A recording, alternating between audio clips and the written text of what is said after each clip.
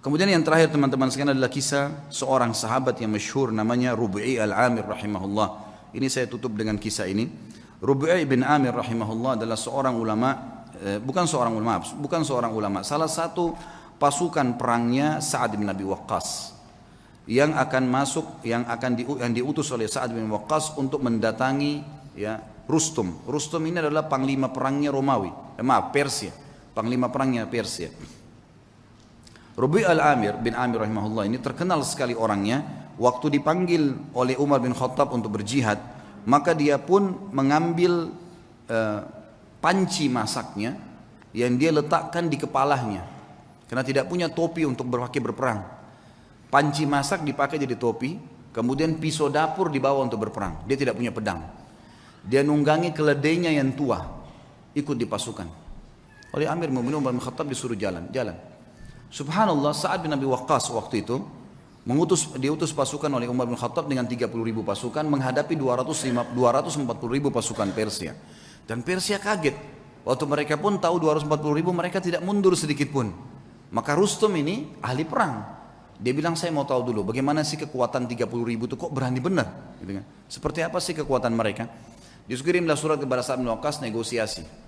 Datanglah 1-2 orang terus menerus negosiasi dan semuanya hampir sama perkataannya. Tapi yang paling pertama datang adalah Rubi'i bin Amir rahimahullah radhiyallahu anhu. Sahabat Nabi yang mulia ini datang dengan keledainya. Gitu kan? Dia bawa pisau dapur dan ada tombak yang dia pinjam dari temannya. Dia datang, begitu tiba di istana, kata Rustum, buat dia tidak masuk ke istana kecuali sudah hormat dengan saya, dan hiasi semua istana ini dengan emas. Semuanya, pintu gerbangnya hiasi dengan emas, semuanya taruh harta-harta gelimpangin gitu. Buat mereka mau tahu gila harta enggak ini? Semuanya, bantal-bantal semua singgasana hiasi dengan emas, semuanya taruh emas, geletakin emas di sana sini.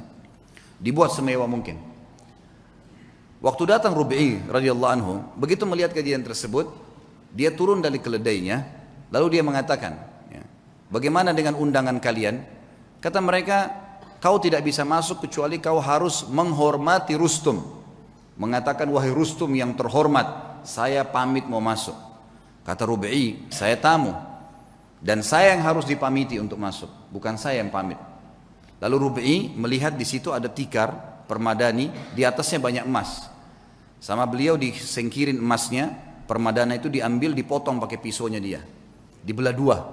Diambil, ditaruh di keledainya, dianggap sebagai ghanimah, harta rampasan perang, ditaruh sama dia. Kemudian dia mengatakan, ini pembukaan harta rampasan perang kami kalau kau tidak buka pintu gerbang. Sendirian. Dan Rubi' ini perlu anda tahu, orangnya pendek, kecil, bukan orang yang tinggi kekar. Orang-orang Persia waktu itu tinggi besar, kekar-kekar semuanya. Diberitakan ke dalam. Kata Rustum, baiklah, tutup pintu gerbang, buka sedikit saja, supaya dia masuk tunduk kepada saya. Diperintahkan masuk, pintu gerbang dibuka sedikit. Memang tidak bisa orang masuk, harus tunduk. Maka Rubi'i lihat, subhanallah, Allah memberikan orang beriman itu hatinya bisa melihat, ya. Dia bisa membaca, namanya firasatul mu'min. Maka dia lihat, ini pasti ada tipu daya nih. Yang dia lakukan, dia balikkan pantatnya dia balikkan keledainya, lalu dimasukkan dari balik belakang, ya. Sehingga yang tadinya dia harus tunduk, ini dibalik, jadi bokong yang di belakang. Dilaporkan ke Rustum, ini yang dilakukan sama orang ini. Malah sekarang dihinain. Lalu dia naik keledainya, dia jalan. Subhanallah, tuh dia jalan, dia tidak turun dari keledai. Keledainya dimasukkan di istana Rustum dengan karpet-karpet yang mewah. Pisau dapurnya dipakai, bolong-bolongin bantal itu semua. Bantal-bantal yang mewah.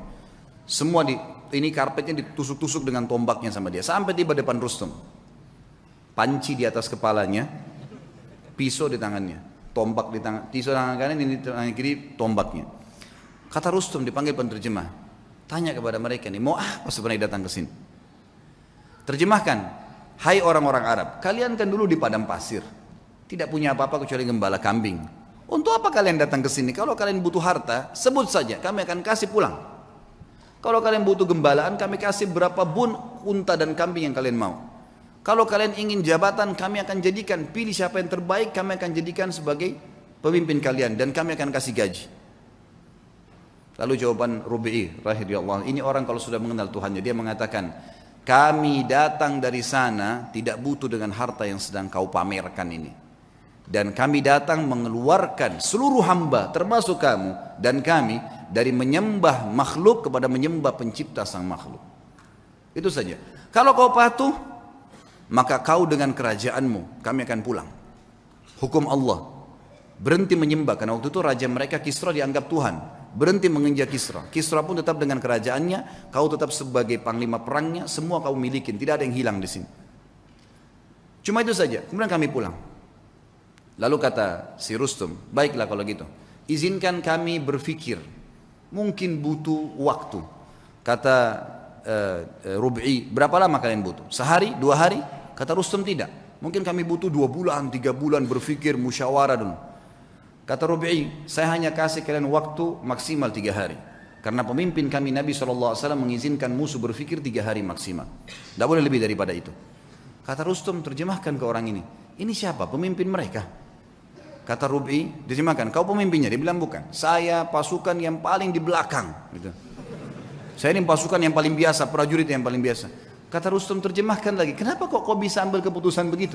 Dia bilang, dijawab sama dia, karena agama kami mengajarkan dari pemimpin muslim sampai masyarakat biasanya keputusannya satu. Kalau saya sudah berikan amanah, keamanan, semua harus patuh terhadap pemimpin saya. Muslim semua begitu, kami satu jasad. Kata Rustum, baiklah, izinkan pulang orang ini. Begitu diizinkan pulang, kata Rustum, tulis surat kepada Kisra. Ini yang sedang kita hadapin nih, semuanya 30.000 manusia yang kayak gini nih. Ini untuk dihadapin susah nih. Gak bisa, keras, tegas, dan memang maunya, gak bisa. Harus begitu. Tidak ada jalan lain, urusan tangan Anda. Berperang atau kita mengalah saja, ini gak bisa. Karena Kisra gak berhadapan sama pasukan muslimin, dianggap kuat, udahlah pasukan, perang aja, lawan. Gitu kan. Ini kasih terjadi peperangan tentunya. Tapi yang kita ambil pelajaran bagaimana Rub'i radhiyallahu anhu teman-teman. Orang kalau mengenal Allah, harta jadi kecil buat dia. Ya. Semua apapun yang Allah haramkan ditinggalkan. Seindah apapun itu. Berapa banyak kisah tadi yang kita sebutkan. Anak muda yang meninggalkan perzinahan dengan menaruh kotoran di bajunya.